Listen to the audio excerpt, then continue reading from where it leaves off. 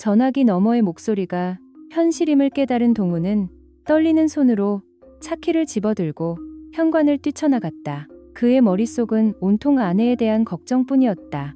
하지만 서울대병원 응급실에서 그를 기다리고 있는 것은 단순한 걱정을 넘어선 거대한 의심의 시작이었다. 병원 특유의 소독약 냄새와 분주한 발걸음 소리 속에서 동우는 간신히 아내의 이름이 적힌 병실을 찾아냈다. 문을 열자 병원 침대에 누워있는 서연은 의외로 멀쩡해 보였다. 창백한 얼굴과 이마의 하얀 붕대를 제외하면 끔찍한 사고를 당한 사람이라기엔 너무나 평온해 보였다. 바로 그 평온함이 동훈의 심장을 서늘하게 만들었다. 하지만 그녀의 입에서 나온 말은 어딘가 이상했다. 여보, 괜찮아? 대체 어떻게 된 거야? 다친 데는 많이 아픈 거야. 여보, 미안해요. 걱정했죠?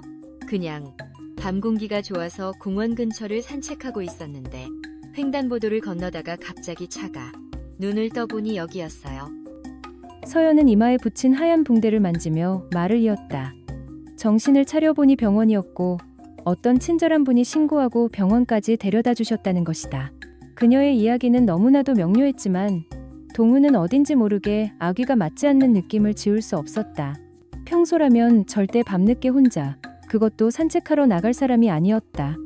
갤러리 일로 피곤하다며 일찍 잠자리에 들던 아내였다. 하지만 그는 애써 고개를 저으며 불안한 마음을 억누르고 아내의 손을 잡았다. 그녀의 손은 이상하리만치 차가웠다. 지금은 그녀의 안정이 최우선이었다. 그랬구나. 정말 큰일 날 뻔했네. 그 고마운 분, 성함이라도 알아? 아니면 연락처라도. 우리가 꼭 사례를 해야지. 아니요. 너무 경황이 없어서 그냥 좋은 분이었다는 것밖에는 기억이 안 나요. 머리가 너무 울려서. 다음 날 병실의 어색한 평화를 깬 것은 젊은 형사의 등장이었다. 30대 초반으로 보이는 그는 차민준 형사라고 자신을 소개했다. 그의 눈빛은 예리했고 태도는 정중했지만 어딘가 서늘한 구석이 있었다. 그는 동훈에게 잠시 양해를 구하고 서연을 향해 수첩을 꺼내 들었다. 윤서연 씨, 어젯밤 사고 상황에 대해 다시 한번 자세히 말씀해 주시겠습니까? 뺑소니 사건일 가능성이 있어 정확한 조사가 필요합니다. 특히 사고 당시 입고 계셨던 옷차림이나 신발 같은 사소한 것들도 기억나는 대로 말씀해 주시면 수사에 큰 도움이 됩니다. 네, 형사님. 어제 말씀드린 대로 횡단보도에서 갑자기 검은 차가, 신발은 아마 운동화였을 거예요. 산책할 땐 늘 편한 걸 신으니까요. 서연은 어젯밤 동훈에게 했던 이야기를 거의 토시 하나 틀리지 않고 반복했다. 동훈은 그런 아내의 옆에서 조용히 형사의 표정을 살폈다. 차민준 형사는 서연의 진술을 들으며 무표정하게 수첩에 무언가를 기록할 뿐이었다. 운동화라는 단어가 나올 때 그의 펜촉이 아주 잠시 멈칫하는 것을 동훈은 놓치지 않았다. 그의 무덤덤한 반응이 오히려 동훈의 마음속에 작은 의심의 불씨를 키웠다. 알겠습니다. 목격자나 주변 CCTV를 통해 추가로 확인할 부분이 있으면 다시 연락드리겠습니다. 푹 쉬십시오. 차 형사는 짧은 인사를 남기고 병실을 나섰다. 그가 떠난 후 동훈은 창밖을 보며 깊은 생각에 잠겼다. 서연은 피곤하다며 눈을 감았다. 그리고 몇 시간이 흘렀을까? 그의 주머니에서 휴대폰이 진동했다. 발신인은 차민준 형사였다. 동훈은 잠든 서연을 확인하고 조용히 복도로 나갔다. 하동훈 씨, 잠시 드릴 말씀이 있습니다. 사고 현장 근처 상가 CCTV를 확보했는데 직접 보셔야 할 것 같습니다. 지금 경찰서로 와주실 수 있겠습니까? 동훈의 심장이 쿵 내려앉았다. 그는 아내에게 잠시 자리를 비운다고 말하고는 곧장 경찰서로 향했다. 작고 차가운 조사실 안, 차 형사는 동훈에게 잠시 앉으라고 권한 뒤 대형 모니터의 재생 버튼을 눌렀다. 그의 얼굴에는 어떤 감정도 실려있지 않았다. 영상을 보시기 전에 마음의 준비를 좀 하시는 게 좋겠습니다. 영상 속 인물이 부인인 윤서연 씨가 맞는지 확인해 주십시오. 모니터 화면에는 희미한 가로등 불빛 아래에 어두운 골목길이 나타났다. 서연이 말한 공원 근처 횡단보도가 아니었다. 평창동의 고급 빌라들이 밀집한 인적 드문 뒷골목이었다. 잠시 후 매끄러운 검은색 제네시스 G90 세단 한 대가 화면 안으로 들어와 멈춰섰다. 그리고 동훈의 눈을 의심하게 만드는 장면이 펼쳐졌다. 조수석 문이 열리고 내린 것은 분명 그의 아내 윤서연이었다. 그녀의 발에는 산책용 운동화가 아닌 뾰족한 명품 구두가 심겨 있었다. 그녀는 운전석을 향해 무언가 격렬하게 손짓하며 따지는 듯 보였다. 소리는 들리지 않았지만 분노에 찬 몸짓과 일그러진 표정만은 선명했다. 그가 한 번도 본 적 없는 아내의 얼굴이었다. 그리고 다음 순간 서연은 비틀거리며 뒤로 넘어졌다. 제네시스 G90은 잠시 멈칫하는가 싶더니 이내 헤드라이트를 번쩍이며 어둠 속으로 빠르게 사라졌다. 세상이 멈춘 것 같았다. 낯선 남자의 고급차, 거짓된 진술, 그리고 감춰진 분노. 27년간 굳건하다고 믿었던, 자신이 직접 설계한 한옥보다 더 견고하다고 믿었던 신뢰의 성에 첫 번째 균열이 생기는 순간이었다. 동훈은 창백하게 굳은 얼굴로 간신히 입을 열었다. 그의 목소리는 마치 제 것이 아닌 것처럼 멀게 느껴졌다. 이게 대체 무슨 일입니까? 형사님? 저 남자는 누굽니까? 의심의 그림자, 숨겨진 통화 기록. 태블릿 화면 속 낯선 남자와 함께 있는 아내의 모습에 동훈은 숨을 쉴 수 없었다. 그는 차가운 분노와 뜨거운 배신감 사이에서 길을 잃었다. 아내의 얼굴 뒤에 숨겨진 또 다른 얼굴을 그는 반드시 찾아내기로 결심했다. 다음 날 아침, 동훈은 퇴원 수속을 밟는 서연을 데리고 평창동 집으로 돌아왔다. 집으로 오는 내내 차 안의 공기는 얼음장처럼 차가웠다. 서연은 애써 밝은 청마를 걸었지만 동훈은 짧은 대답으로 일관했다. 그의 머릿속은 온통 어젯밤 경찰서에서 본 CCTV 영상으로 가득 차 있었다. 평생을 나무와 씨름하며 정직한 구조와 설계를 신념으로 삼아온 그에게 아내의 거짓말은 잘 지은 한옥의 주춧돌이 통째로 뽑혀나가는 듯한 충격이었다. 여보, 어제 경찰에서 CCTV를 확인했는데 당신이 말한 곳이랑 좀 다르더라고. 혹시 충격 때문에 다른 걸 기억하고 있는 건 아닐까 해서. 횡단보도가 아니라 빌라 뒤쪽 골목이던데. 동훈의 말에 서연의 얼굴이 순간 굳어졌다. 그녀는 곧바로 눈시울을 붉히며 동훈의 손을 잡았다. 그 연기력은 소름이 돋을 정도였다. 골목? 기억이 안 나. 정말이야. 머리가 깨질 것처럼 아프고 안개가 낀 것처럼 뿌옇기만 해. 당신, 혹시 내가 거짓말하는 것처럼 보여? 27년 동안 당신한테 한 번도 거짓말 한 적 없는 나를, 당신까지 나를 의심하는 거야? 당신 눈빛이 왜 그래? 꼭 내가 범죄자라도 된 것처럼. 내가 다친 것보다 당신 의심이 날 더 아프게 해. 서연의 눈에서 굵은 눈물방울이 떨어졌다. 완벽한 피해자의 모습이었다. 동훈은 자신의 의심이 그녀에게 또 다른 상처를 주는 것만 같아 순간 마음이 흔들렸다. 하지만 그는 고개를 저었다. 이것 또한 연극의 일부일지 모른다는 차가운 이성이 그의 감정을 붙들었다. 그는 알았다고, 더 이상 묻지 않겠다고 말하며 그녀를 다독였다. 하지만 그의 눈빛은 이미 예전의 따뜻함을 잃어버린 후였다. 그는 이제 아내의 눈물이 아닌 흔들리지 않는 증거를 찾아야만 했다. 그날 밤 서연이 약을 먹고 깊이 잠들기를 기다려 동훈은 한 마리 유령처럼 조용히 서재로 향했다. 그의 비밀 조사가 시작된 것이다. 그는 먼저 서연이 사고 당시 입고 있던 트렌치 코트를 옷장에서 꺼내 들었다. 은은한 그녀의 향수 냄새가 코를 찔렀지만 이제 그 향기마저 역겹게 느껴졌다. 주머니를 뒤지자 잘 구겨진 영수증 한 장이 손에 잡혔다.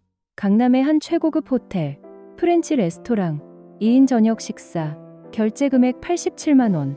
날짜는 사고 바로 전날이었다. 서연이 갤러리 동료들과 저녁 약속이 있다고 말했던 그날이었다. 영수증에 찍힌 레스토랑 이름은 서연이 몇 달 전부터 결혼기념일에 가고 싶다고 노래를 불렀던 바로 그곳이었다. 동훈은 그 비싼 가격 때문에 다음으로 미루자고 했었다. 동료들과의 식사라고 하기엔 너무나 사치스러운 금액이었다. 동훈은 차갑게 식어가는 손으로 영수증을 내려놓고 다음 목표물로 향했다. 바로 거실 충전기에 꽂혀있는 서연의 휴대폰이었다.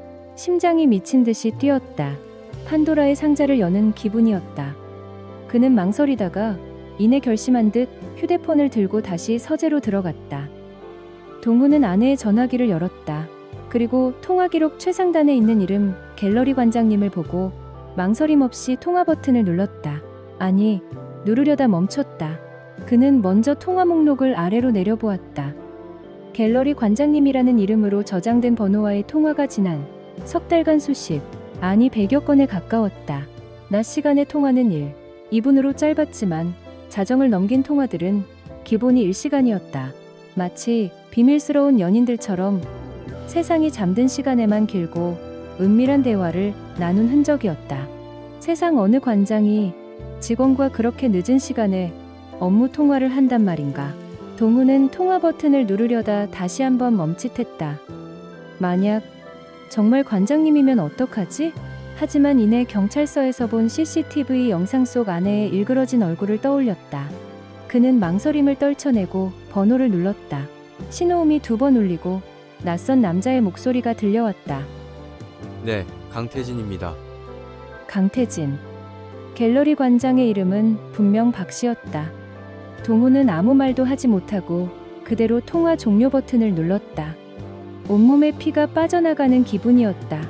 그의 머릿속에서 모든 조각들이 섬광처럼 맞춰지기 시작했다. 고급 호텔의 영수증, 새벽의 통화 기록, CCTV 속 제네시스 지구십, 그리고 강태진이라는 낯선 남자의 이름. 윤서연. 그리고 강태진. 대체 당신들 무슨 짓을 꾸미고 있는 거지? 건물을 지을 땐 기초부터 살피지. 당신들의 거짓된 관계, 그 기초부터 내가 직접 파헤쳐 주겠어. 동우는 더 이상 순진한 남편이 아니었다. 그는 배신감에 몸을 떠는 피해자인 동시에 이제 진실을 추적하는 냉정한 조사자가 되었다.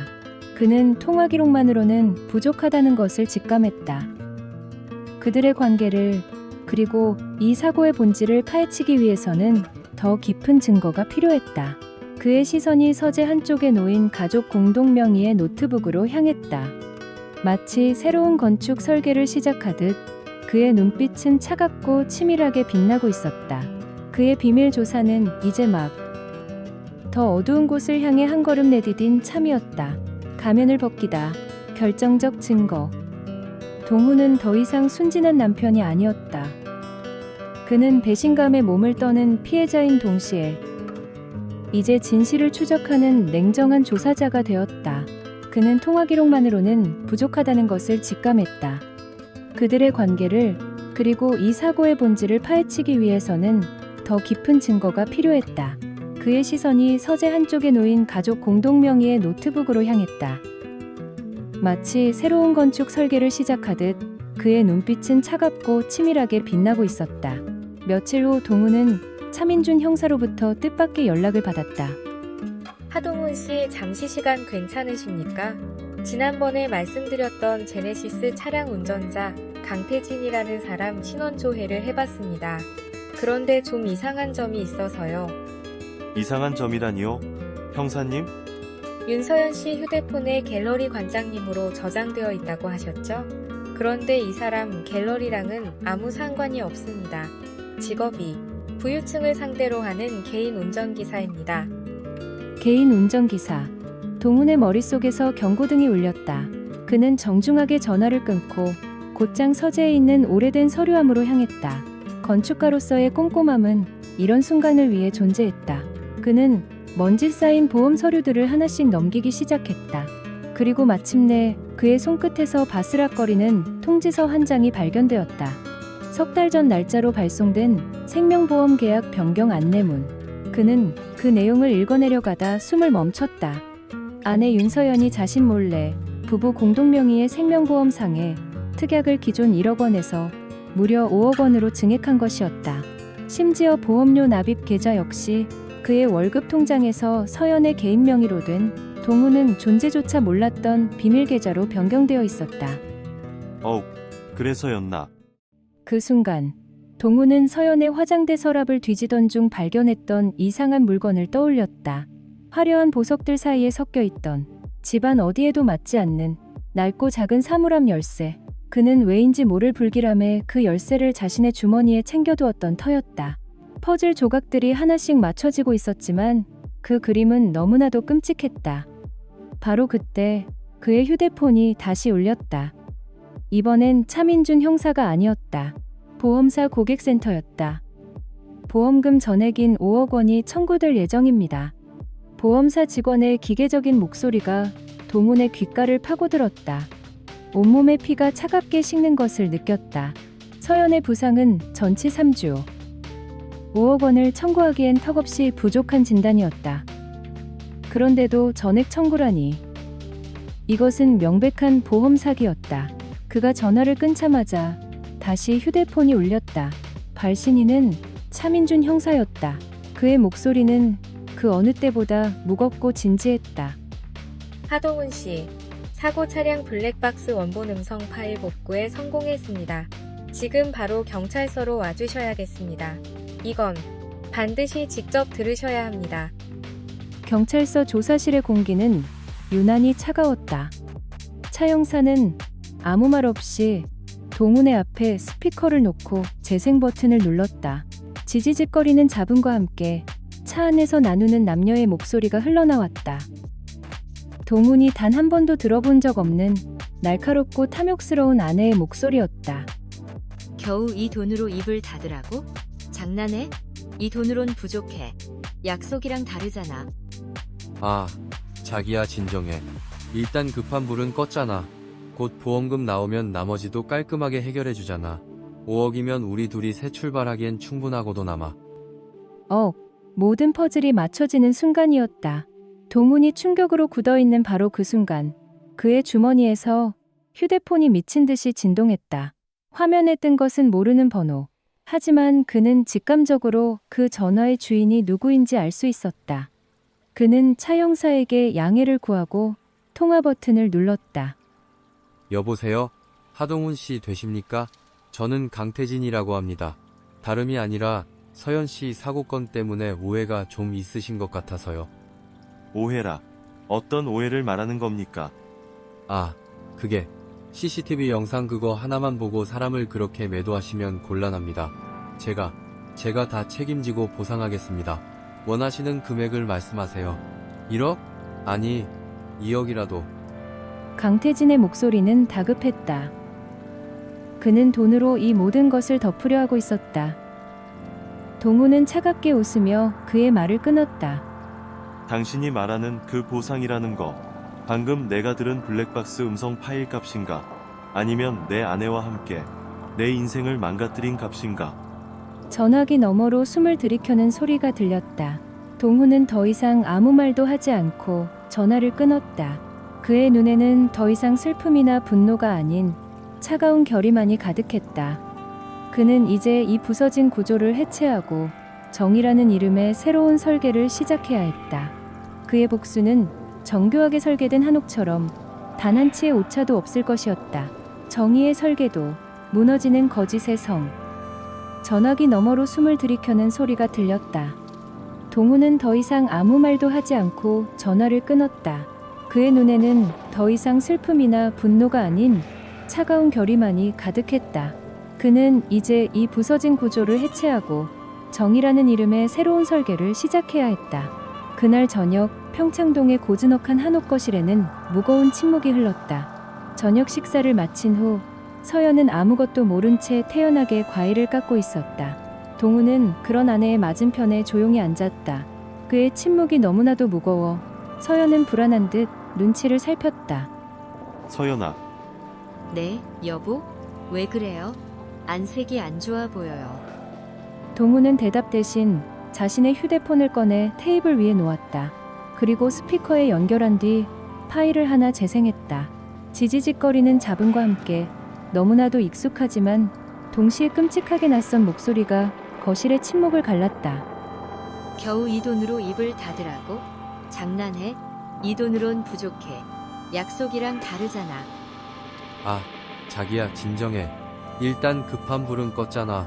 곧 보험금 나오면 나머지도 깔끔하게 해결해주잖아. 5억이면 우리 둘이 새 출발하기엔 충분하고도 남아. 서연의 얼굴이 하얗게 굳어갔다. 과도를 든 손이 허공에서 멈췄고 사과 한 조각이 접시 아래로 툭 떨어졌다. 그녀는 믿을 수 없다는 듯 동훈과 휴대폰을 번갈아 쳐다보았다. 그녀의 동공이 미세하게 흔들렸다. 이게 뭐야? 당신, 이걸 어디서 조작된 거야? 당신이 나를 함정에 빠뜨리려고 어떻게 나한테 이럴 수가 있어?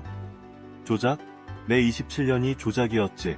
당신의 그 우아한 미소, 헌신적인 아내의 모습, 그 모든 게 다 조작이었어. 안 그래? 5억짜리 실수도 있나? 당신의 탐욕이 당신을 망가뜨린 거지. 내가 아니야. 동훈은 더 이상 망설이지 않았다. 그는 그날 밤 자신의 서재에서 치밀하게 설계한 정의의 설계도를 한치의 오차도 없이 실행에 옮기기 시작했다. 첫 번째 단계는 보험사였다. 그는 녹음 파일, 호텔 영수증 통화 기록, 비밀 계좌 내역 등 모든 증거를 증거자료, 윤서연, 강태진 덤 GIP라는 이름의 파일로 묶어 보험사기 특별조사팀에 이메일로 발송했다. 제목은 생명보험 사기 사건 제보 및 피보험자 윤서연에 대한 고발이었다. 다음 날 아침 그는 차민준 형사를 찾아갔다. 더 이상 피해자 가족이 아닌 냉정한 고소인의 자격이었다. 보험 사기 및 상해 공모 혐의로 윤서연과 강태진 두 사람을 정식으로 고소하고 싶습니다. 여기 제가 모은 증거 자료들입니다. 하동훈 씨, 정말 후회하지 않으시겠습니까? 한번 접수되면 되돌리기 어렵습니다. 후회는 저 사람들이 해야죠. 저는 제가 마땅히 해야 할 일을 하는 겁니다. 형사님. 그리고 마지막 단계. 동훈은 강태진이 운전기사로 일하는 대기업 회장의 비서실에 익명의 메일을 보냈다. 제목은 기사 오너 일가 수행기사의 도덕적 해이 및 범죄 연루에 대하여. 내용은 짧고 간결했지만 그 파급력은 엄청났다. 며칠 후 동훈의 설계도는 무서운 속도로 현실이 되기 시작했다. 강태진은 즉시 해고 통보를 받았고 경찰의 출석 요구서를 받았다. 그리고 서연에게는 보험사로부터 보험금 지급 정지 및 사기 혐의에 대한 법적 절차 착수라는 서늘한 문구의 내용 증명이 등기 우편으로 날아왔다. 여보, 이게 어떻게 된 거야? 보험사에서 연락이 왔어. 당신이 그런 거지? 제발, 우리 한 번만. 내가 다 잘못했어. 제발 만나서 얘기 좀 해. 서연이 눈물로 애원하던 바로 그 순간 평창동 집의 현관 초인종이 울렸다. 동훈은 말없이 현관으로 가 문을 열었다. 문 앞에는 차민준 형사와 2명의 경찰관이 서 있었다. 그들의 손에는 차가운 법원의 서류가 들려 있었다. 윤서연 씨 보험사기 방지 특별법 위반 혐의로 발부된 압수수색 영장입니다. 자택 및 관련 물품에 대한 압수수색을 진행하겠습니다. 협조해 주시기 바랍니다. 압수수색. 그 단어에 서연의 얼굴에서 마지막 핏기마저 사라졌다. 그녀는 다리에 힘이 풀린 듯 그 자리에 주저앉았다. 그녀는 절망적인 표정으로 동훈을 바라보았다. 그녀의 눈빛은 살려달라는 애원과 지독한 원망이 뒤섞여 있었다. 하지만 동훈은 아무 말 없이 그녀를 외면했다. 그의 눈에는 더 이상 연민도, 분노도 남아있지 않았다. 오직 텅 빈 공허함만이 가득했다. 27년간 그가 직접 설계하고 정성껏 쌓아 올린 가정이라는 이름의 성이 와르르 무너져 내리는 소리가 들리는 듯했다. 거짓으로 지어진 성은 그렇게 무너져 내렸다. 이제 그는 자신만의 집을 지을 시간이었다. 새로운 시작을 위한 청사진. 경찰들이 들이닥치고 서연의 거짓된 성이 무너져 내린 후 1년이라는 시간이 흘렀다. 모든 것은 제자리를 찾아갔다. 법의 심판은 엄정했다. 윤서연과 강태진은 보험 사기 및 상해 공모 혐의가 모두 인정되어 각각 징역 1년의 집행유예 2년, 그리고 장시간의 사회봉사 명령을 선고받았다. 한순간의 탐욕이 그들의 남은 인생에 지울 수 없는 주홍 글씨를 새긴 것이다. 그들의 이름은 한동안 신문 사회면을 장식하며 사람들의 입에 오르내렸다. 동훈은 이혼 소송에서도 승소했다. 그는 서연의 명백한 유책 사유를 들어 위자료와 재산 분할에서 압도적으로 유리한 판결을 받아냈다. 아이러니하게도 서연이 그토록 원했던 5억이라는 돈의 일부가 이제는 그녀의 잘못에 대한 대가로 동훈에게 돌아왔다. 법적 절차가 모두 끝난 후 동훈은 지체 없이 행동했다. 그는 27년의 추억과 배신이 뒤섞인 평창동의 집을 부동산에 내놓았다. 집안의 물건들을 정리하며 그는 마지막으로 거실 벽에 걸려있던 가족 사진을 내려다보았다. 행복하게 웃고 있는 서연과 아이들, 그리고 그 옆에서 어색하게 미소 짓는 젊은 날의 자신. 그는 사진을 액자에서 빼내 말없이 서류 파쇄기에 넣었다. 과거는 과거일 뿐. 더 이상 그의 발목을 잡게 둘 수 없었다. 설계 사무소도 정리했다. 그리고 미련 없이 서울을 떠났다. 그가 새로운 터전으로 선택한 곳은 거친 파도와 푸른 소나무가 어우러진 강릉의 바닷가였다. 그는 바다가 보이는 작은 땅을 사서 오직 자신만을 위한 집을 짓기 시작했다. 그는 직접 대패질을 하고 기둥을 세웠다. 그의 손에는 거친 옹이가 밝혔지만 마음은 오히려 평온해졌다. 땀 한 방울, 나무 한 조각의 거짓이 없는 오직 자신만을 위한 견고한 집을 짓는 과정은 그 자체로 치유였다. 화려하지도 웅장하지도 않았지만 나무 기둥 하나하나에 그의 정직한 땀과 철학이 담긴 소박하지만 단단한 한옥이었다. 그리고 지금 동우는 자신이 직접 설계한 그 한옥의 툇마루에 앉아 짭조름한 바닷바람을 맞으며 밀려오는 파도 소리를 듣고 있었다. 그의 곁에는 텅 빈 새 설계도면이 놓여 있었다. 지난 1년간의 폭풍 같던 시간을 뒤로하고 이제야 비로소 찾은 평온이었다. 그의 얼굴에 씁쓸함과 함께 찾아온 옅은 미소가 번졌다. 이제 진짜 시작이군. 그는 텅 빈 설계도 위에 새로운 선을 그릴 준비를 하고 있었다. 과거의 상처를 지우는 것이 아닌 그 상처마저 품고 나아갈 새로운 인생의 청사진을. 때로는 모든 것을 무너뜨려야 비로소 새로운 것을 지을 수 있는 법이다. 오늘 저희가 준비한 이야기는 여기까지입니다. 이 이야기가 여러분의 마음에 작은 울림을 주었다면 좋아요와 구독, 그리고 여러분의 소중한 생각을 댓글로 남겨주세요. 여러분의 이야기가 저희에겐 가장 큰 힘이 됩니다. 감사합니다.